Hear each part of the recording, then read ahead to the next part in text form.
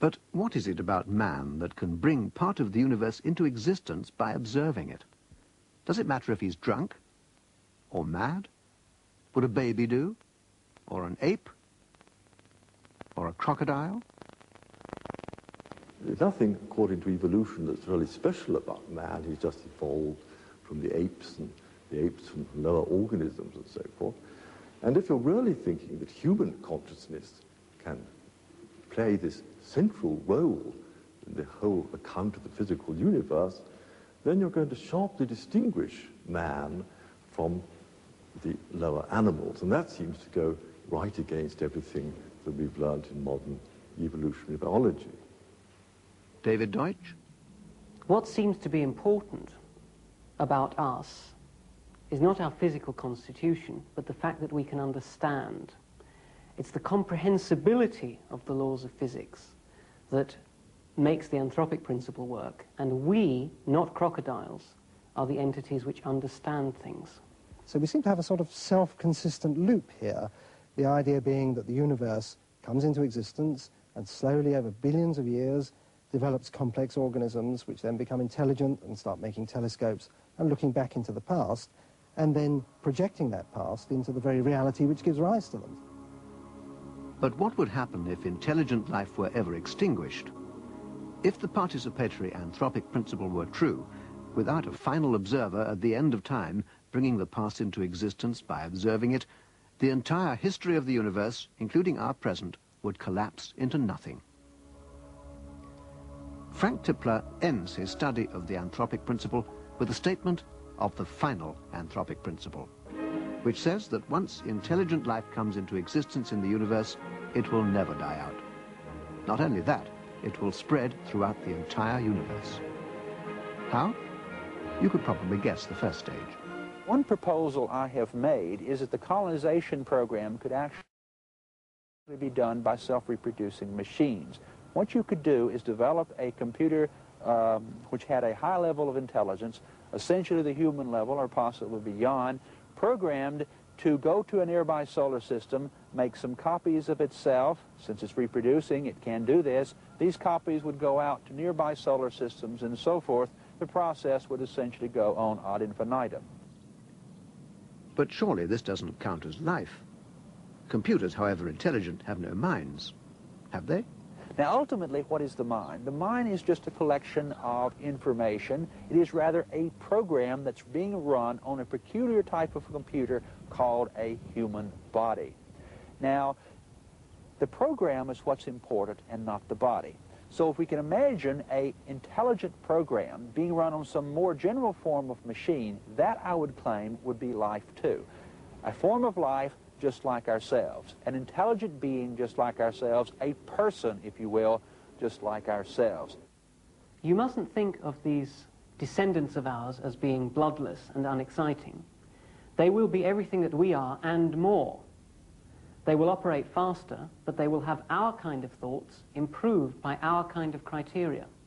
And the kind of knowledge they will acquire will be the kind of knowledge that we have, only better. Ultimately, the real important things of our civilization, our scientific knowledge, our poetry, our knowledge of life itself, will be ultimately carried inside the minds, inside the programs of these machines. In that form, our civilization can continue to exist forever. So David Deutsch restates the final anthropic principle in this way. The process of acquiring knowledge is destined to continue until the end of the universe. And at the end of time, life will have spread throughout space, it will have gained control of all matter and all forces, and it will have acquired all the knowledge that there is to know.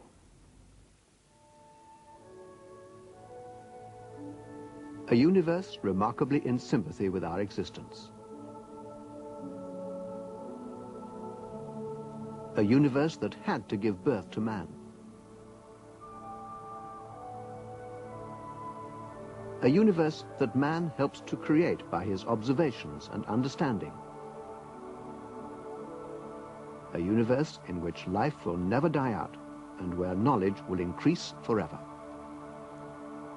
Copernicus himself could hardly have produced a greater revolution in scientific thought. Little wonder that many scientists refuse to admit any interest in the anthropic principle. But does that mean that it's false? I'm certainly not going to argue that we can prove that the anthropic principle is false. What I want to argue is that it's not scientifically rational to accept the anthropic principle. Well, I think the question of the status of the anthropic principle is whether it is just a stopgap way of satisfying our curiosity until we have a proper physical theory, or whether, in a sense, it can be formalized so that it is a physical theory. I think everyone would agree that it is at least a stopgap. I think what is agreed and is correct is the fine-tuning aspect, that if you change the laws or the constants of nature a remarkably small amount, it has a very big effect on the way the universe develops and would be hostile to our coming into existence. That is agreed. Nothing else is agreed. I find it very hard to accept that our existence in the world is something that just happens to be. It seems to me that the fact that the universe is self-aware is something that's actually written into the laws of nature. We're here as part of the action, not just for the ride. I'm rather uneasy about all this emphasis specifically on man as the key to the universe. If I'd known that my term, the anthropic principle, would have been interpreted in this way, I would have called it something else. We don't know what the universe is selecting for. Man may be only one manifestation of what the universe is really selecting for. It may be complexity or knowledge or something like that. We don't know. But if anyone claims not to be surprised by the special features that the universe has, then they're hiding their heads in the sand. These special features are surprising and unlikely. And if we have, in the anthropic principle, a viable theory that explains these features, then no matter how self-centered it may sound, we need look no further.